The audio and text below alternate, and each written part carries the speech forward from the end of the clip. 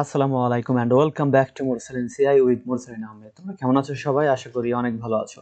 তো আজকে আমাদের আলোচনার টপিক হচ্ছে অর গেট। ওকে, তাহলে চলো আমরা আমাদের ক্লাসটি শুরু করি।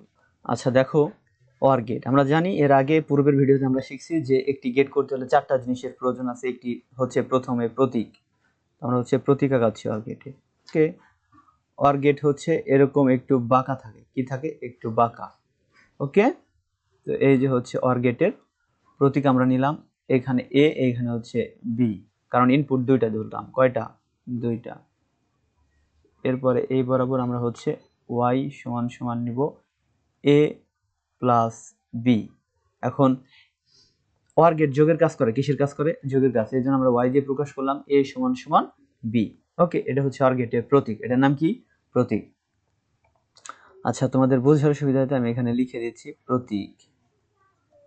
প্রতীক।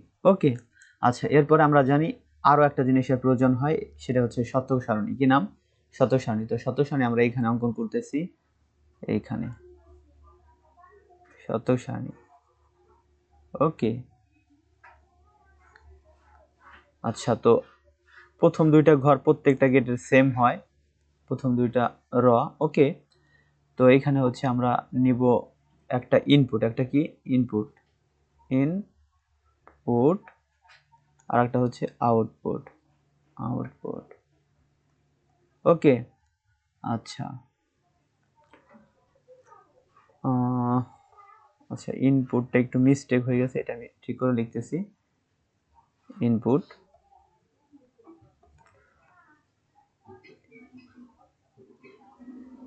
ইনপুট। Okay, input. আচ্ছা এবার ইনপুটের ঘর হচ্ছে দুইটা। কয়টা? দুইটা। কেন দুইটা? কারণ এই যে ইনপুট এ, ইনপুট বি, এই জন্য হচ্ছে দুইটা নেব। এ আর একটা হচ্ছে বি, আর ওয়াই সমান সমান মানে আউটপুট সমান সমান পেলাম এ প্লাস বি, তাই না? আচ্ছা, নিচের দিকে ঘর কয়টা হবে এখন? চারটা। কেন? কারণ আমরা জানি এটার ইনপুট সংখ্যা হচ্ছে দুইটা, আর এটা কাজ করে বাইনারির উপরে ভিত্তি করতে। বাইনারি বেস কত? দুই না? আর ইনপুট কয়টা হচ্ছে? দুইটা, তো আমরা নিলাম দুই। এখন কত হলো? চার।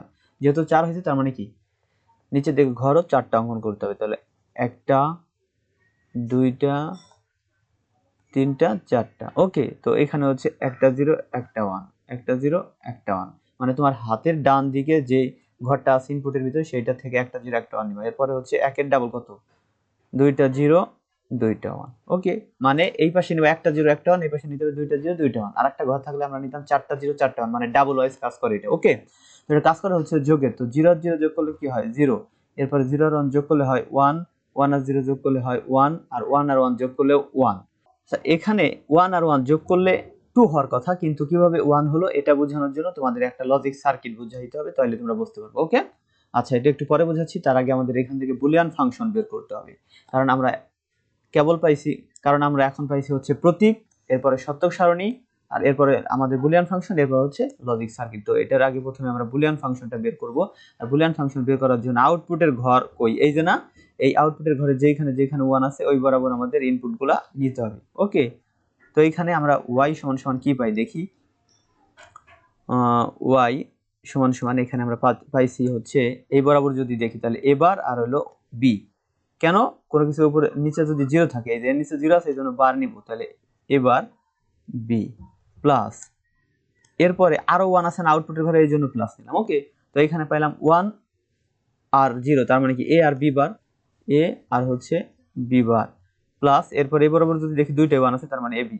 এখন একটা জিনিস লক্ষ্য করো, এইখানে এইটার উপর একটা বার, এটার উপর একটা বার, আর উপরে কোনো বার নাই। যেহেতু কোনো বার নাই, আমরা কি করবো জানো? সূত্রে ফেলানোর জন্য এইটারে দুইজনের ভিতরে ভাগ করে দিব, মানে একবার ওর সাথে ওকে লিখবো, ওর সাথে ওকে লিখবো। ওকে, ঠিক আছে, তো আমরা হচ্ছে লিখতেছি এখানে এবার বি প্লাস এ বি বার, এবার বি প্লাস এ বি, মানে এইটা। হ্যাঁ, এরপর হচ্ছে এটা আবার লিখলাম আমরা A B bar plus A B. ঠিক আছে, আচ্ছা এইবার হচ্ছে একটা জিনিস লক্ষ্য করো, এই দুইটা থেকে মানে এই প্রথম দুইটা থেকে আমরা কমন নিব। কি নিব? কমন। তো কমন কি যায় এখান থেকে বলো? এখান থেকে কমন যায় হচ্ছে বি। কি যায়? বি কমন যায়। তো আমরা হচ্ছে বি কমন নিলাম, থাকে হচ্ছে এ বার প্লাস এ। ওকে, প্লাস এরপরে হচ্ছে এখানে কি কমন যায়? এখানে কমন যাচ্ছে হচ্ছে এ, থাকে হলো বি বার প্লাস বি, তাই না?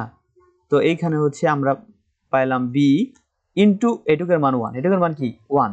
এটা একটা সূত্র আছে মৌলিক উপপাদ্যের সূত্র, যে এ বার প্লাস এ যদি থাকে তার মান হবে 1। এখন কিভাবে 1 হলো এটা তোমাদের একটু ব্যাখ্যা দিয়ে বোঝাচ্ছি। ওকে, মনে করো এই যে এবার এটা লেখা না প্লাস এরকম, তো সমান সমান 1 কিভাবে হলো এটা ব্যাখ্যা দিই।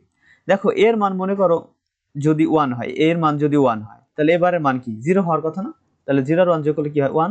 সুতরাং এর জন্য প্রমাণিত এত সমান সমান 1। ওকে, তো এখানে পেলাম হচ্ছে a ইনটু এটার মান তো 1 কারণ একই সূত্র, তাহলে এটা দিয়ে যদি আমরা 1 দিয়ে যারাই গুণ দেব সেটাই হবে না, তাহলে b প্লাস a। এটা আমরা ঘোরাই লিখতে পারি এইভাবে যে a প্লাস b।